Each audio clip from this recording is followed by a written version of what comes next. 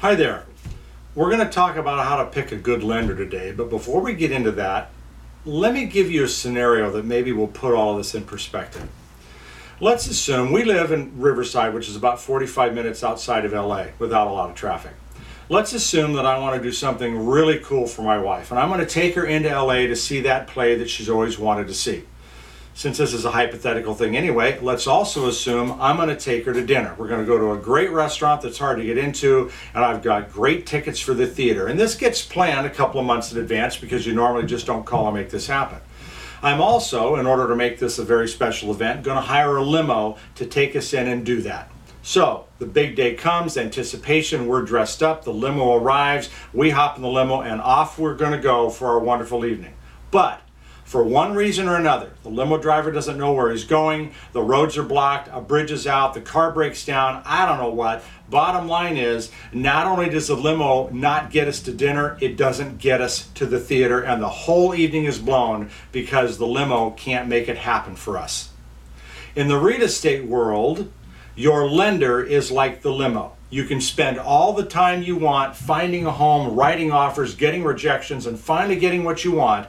But if your lender, your limo driver for your transaction, can't get you to the end line in time with what you want, then all the effort and all the energy and all the money you've spent doing this is all wasted. And that's what we're going to talk about today. How to find a good lender that can get you where you need to go. Hi, my name's Rich Simonin, and I am the owner and manager of Wesco Realtors, which since 1985 has been the largest independent real estate company in Riverside, California. The videos that we put on our website, or wherever you're finding this, we do as a result of questions, conversations, and comments made to us by our clients all the time.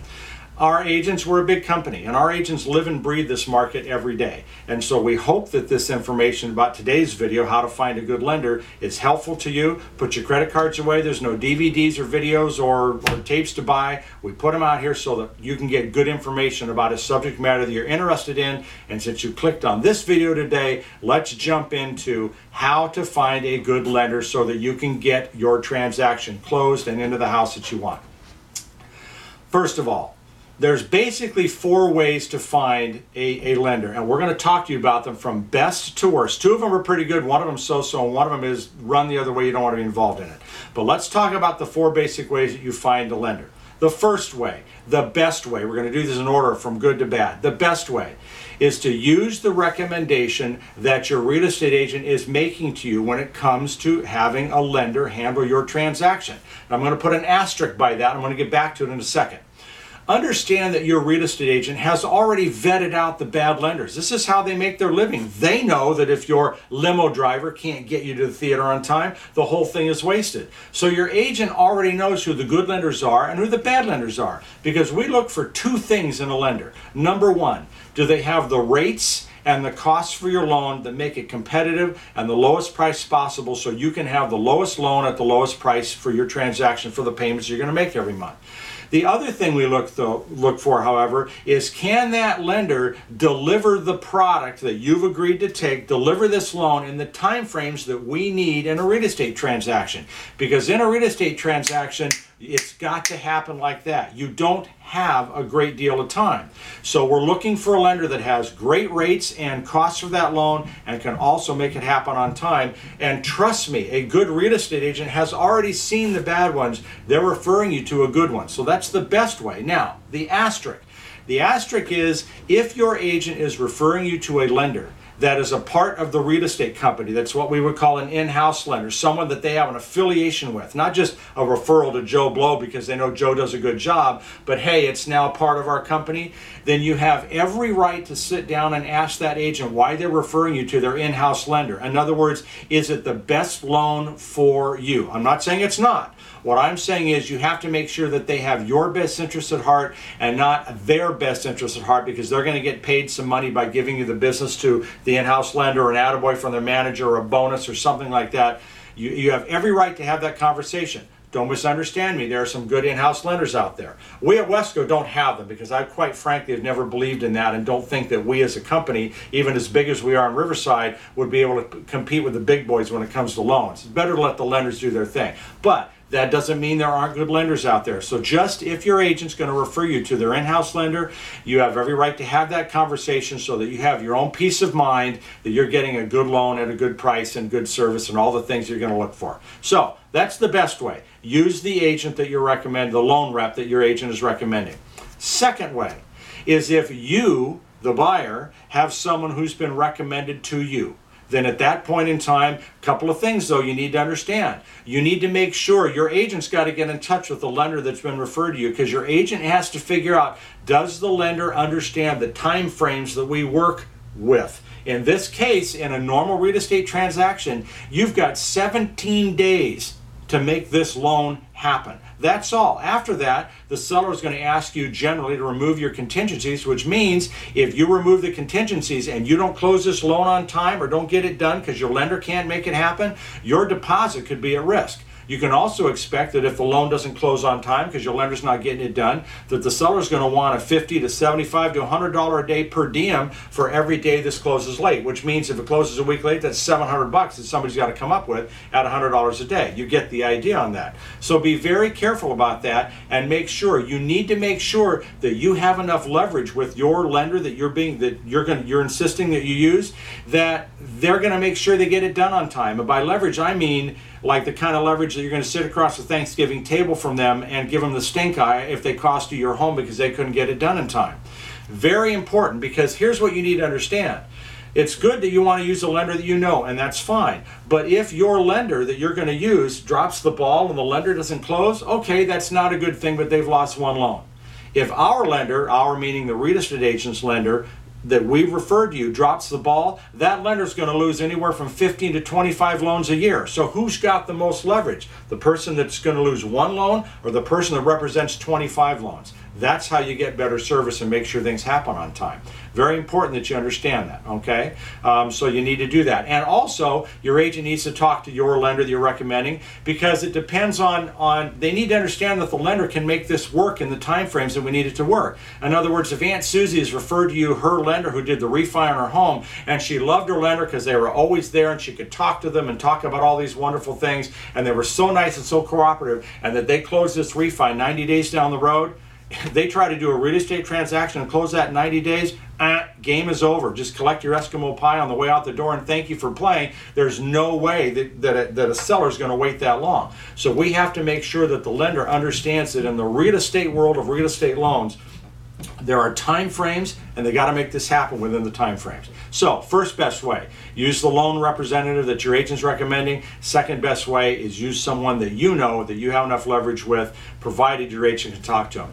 All right, the third best way, which would make it the second worst way, I guess, out of four, is if you want to use your local bank or credit union because you have a checking and a savings account there, and you're under the impression that because you already bank there that you're going to get better service. So let us dispel that right now. You're not going to. If you're that big a dog with your bank, you already have a personal representative that you can pick up the phone and say, I'm doing a mortgage loan, get me whoever can make it happen with the time frame, and have them talk to my agent and make this thing go. All right, that's a big dog with the bank. But if you're like the rest of us, you've got in a checking account that you keep some money in, you've got a savings account that you keep some money in, but you're not exactly going to tilt their world with the amount of money you have. You're a normal person. You're not going to get any better service than anybody else who doesn't bank with them. Well, they'll tell you they will, but they may or may not be geared to handle residential resale transactions. They may not be what they do. They'll have a department to do it, but if they're not geared to it, if they're a smaller lender, if they're a local lender, or whatever the situation, even if they're a big lender, I'm not going to name any names here, but some of the biggest lenders in the world, if you walk in and try to do a loan, we shy away from that. They have to be geared to doing it. Doing a residential loan, it requires somebody who does this all the time so that they can get it done, again, in time so that you can get where you want to go.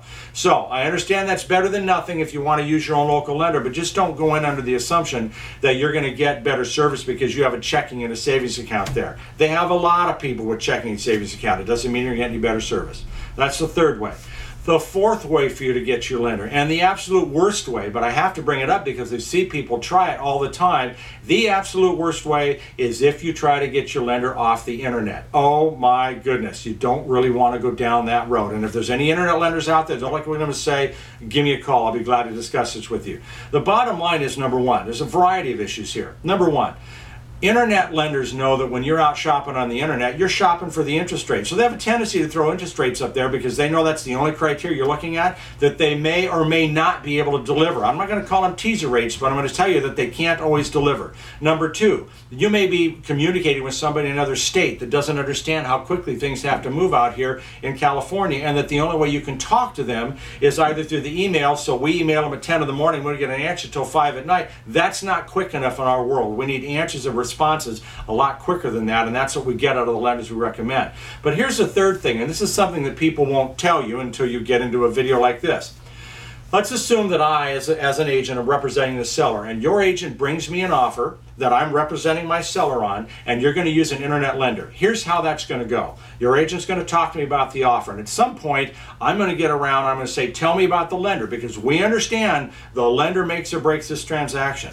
So I'm going to say, tell me about the lender. Who's the lender? Well, I've never met him. Have you ever talked to him? Once. Where'd the buyer get him? Off the internet. Has the buyer ever worked with him? No. So you've never worked with them, the buyer's never worked with them. Can I call them? No, they only take email calls and they're not available. So you haven't worked with them, the buyer hasn't worked with them, nobody's worked with them, they're off the internet, and they just got them based on the price on the internet? Yes, that's correct. Again, thank you for playing. Take a lifetime supply of Eskimo pies. This is never going to go. As the agent representing the seller, if I have a reasonably priced listing in which I think I'm going to get a reasonable amount of activity, I will absolutely pass on that offer, and I will advise my seller to do that. Obviously, it's not my decision to make, but it is my expertise that the seller is looking for, and I'm not going to let this transaction go any further because nobody in the real estate business trusts the internet lender. That's the bottom line. So you may not even ever get your offer accepted, and you might not know why. It's because it's an internet lender that the listing agent is going to trust. At best, they're going to tell you to use their own lender or ask you to use their own lender, and then they're going to make it possible to give you some benefits if they do, or they're going to want you cross-qualified or something.